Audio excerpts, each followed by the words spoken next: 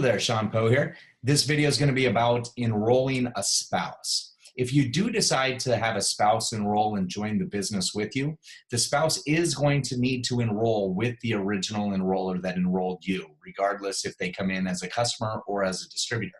They then could, that enroller, place the spouse underneath you so that the volume rolls up. But the initial registration does need to happen by the original enroller. I want to take you back to 2012 and kind of our thought process and what we did. In our mind, knowing little about the business, not having network marketing experience, we didn't know what the right answer was. And I can tell you today, there probably is still not a right or a wrong answer in doing this. It's just a different way to structure your business.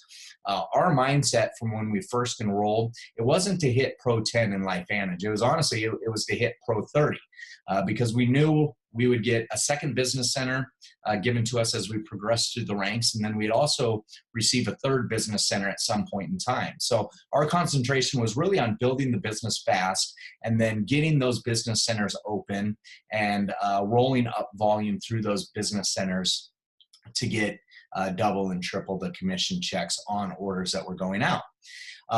So with that being said, we did see some people early on that were joining. The spouse would enroll, and then the enroller would also enroll the spouse and place them underneath them. And we saw some people being super successful with that. But again, our strategy was to get to Pro 30 with the business centers, and having a spouse position that would have meant going to Pro 10 a fourth, a fifth, and a sixth time. So it wasn't what we were looking to do. As we hit the elite ranks in our first business center, they came out with the Lifevantage program, which you can now pick from, like a Jeep or $25,000 cash. There's some other prizes, but at that point in time, it was just a Jeep program. And so we hit the rank of Pro 7, we held it for a year, and we qualified for the Jeep. Our second business center shortly after that also hit the elite ranks, but how the programs are structured, especially Lifevantage and the incentive trips, stuff like that, multiple business centers cannot qualify for the same incentive or the same program. So with the Lifevantage program and the Jeep, we didn't get the second Jeep, although we had two positions at the elite ranks, the second one being a business center. Whereas if we would have initially enrolled myself as another position instead of building up the business centers, when we hit the elite ranks the second time, we would have been rewarded with a second Jeep. And then the other thing that I've seen over the years with the incentive stuff is trips.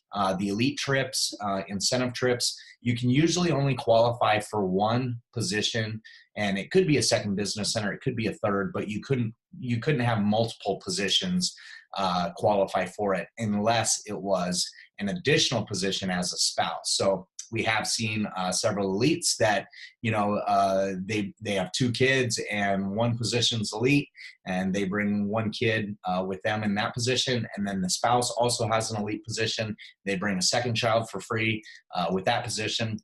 Whereas with us, again, having the second position, even at the elite ranks, we don't qualify for multiple positions. The other thing that I would keep in mind too that we didn't understand early on is sometimes when professional network marketers are coming into a company, they like to have positions that are built out of it. And so you could honestly treat that spouse position at some point down the road as an asset, as a sellable asset to somebody else, or maybe it's just a spot that you have there that you're looking to place somebody into down the road that really wants something that's built out a little bit, and they have to come in and yeah, they might have to balance out that to get it at the paid as rank that it could be. But that's also something that you can consider, is treating it as an asset. Again, there truly isn't a right or a wrong way to do this. The average Pro 10's making over $100,000 a month, so having multiple positions there, at some point, in our mind at least, it's more about helping other people get to that point. But there is definite advantages to doing it as well. If you do decide to enroll a spouse I would do it early on because the majority of the recruiting that we see happen does happen early on in most people's businesses and tends to taper off. You don't ever stop recruiting, but it definitely isn't at the accelerated rate that usually we see somebody come in when they're really hyper recruiting. So if you are thinking about doing it, I would do it earlier on.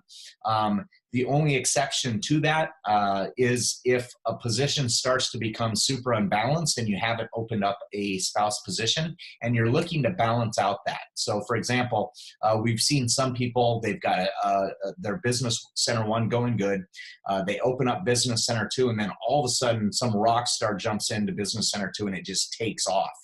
And they can't keep dumping volume into business center 2 without further unbalancing business center 1. So at that point in time, sometimes it makes sense if you haven't opened a spouse position and you're going to strongly build BC1 again, is to get that spouse position open and then putting new volume underneath the spouse to balance out business center 2.